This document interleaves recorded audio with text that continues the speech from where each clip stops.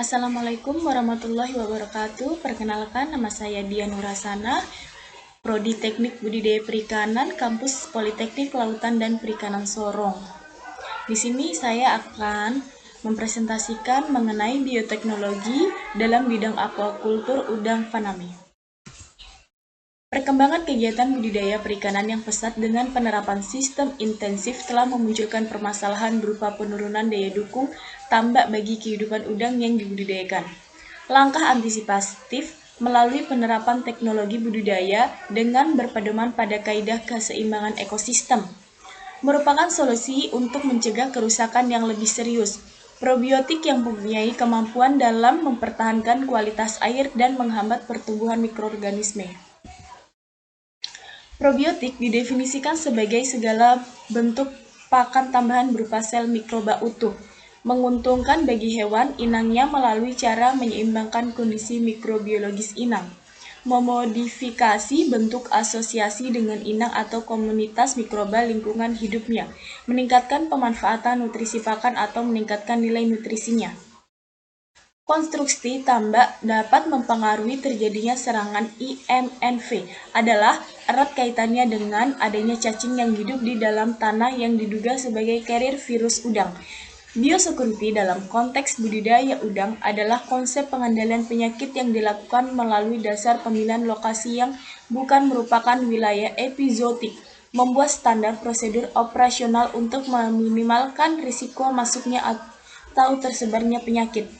Penggunaan benih udang bebas penyakit (SPF), pretreatment semua sumber air, pengelolaan air yang baik dan terkontrol serta mengurangi atau tanpa pergantian air untuk menghilangkan vektor penyakit dari sumber air. Udang tidak memiliki kekebalan spesifik sehingga sistem kekebalan non-spesifik memegang peranan penting dalam sistem imun udang. Hemosit sebagai sistem imun pertama pada golongan krustasea, kemudian hemosit melepaskan propenolosidase sistem pro-pro, pemberian probiotik pro, mikroalga atau MIC, Chaeteroceros salcitrans, dan kombinasi yaitu probiotik, dan mikroalga promic pada media pemeliharaan dapat meningkatkan respon imun non-spesifik pada udang faname setelah infeksi bakteri Vibrio hervei dan kelangsungan hidup udang faname.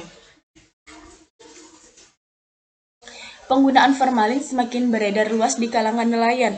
Banyak dijumpai hasil perikanan terutama udang diberi perlakuan formalin untuk proses pengawetan. Oleh karena itu, dibutuhkan upaya untuk merubah struktur kimia bahan makanan sehingga kandungan formalin pada udang dapat berkurang dan layak dikonsumsi manusia.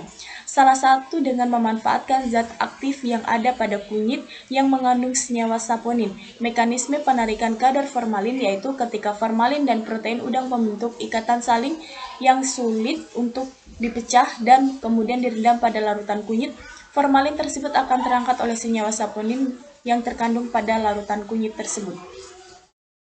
Peranan mikroorganisme dalam aquacultur budidaya udang faname. Mikroorganisme yang banyak dipelajari adalah dalam hal bioremediasi, biokontrol, dan pakan alami.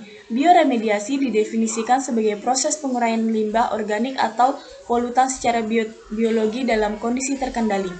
Pengendalian hayati biokontrol pada dasarnya adalah usaha untuk memanfaatkan dan menggunakan musuh alami sebagai pengendali populasi hama yang merugikan. Pakan alami merupakan organisme kecil yang memiliki peranan sangat besar dalam mendukung kehidupan. Kandungan gizi pakan alami yang tinggi khususnya asam amino dan enzim. Pemanfaatan bioteknologi berbasis mikroorganisme semakin nyata perannya dalam menunjang keberhasilan budidaya perikanan.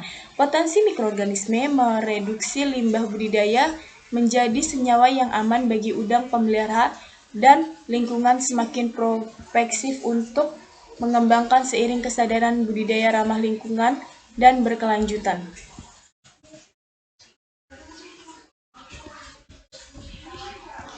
Sekian presentasi dari saya, kurang lebihnya saya mohon maaf yang sebesar-besarnya. Wabillahi taufiq wal hidayah. Wassalamualaikum warahmatullahi wabarakatuh.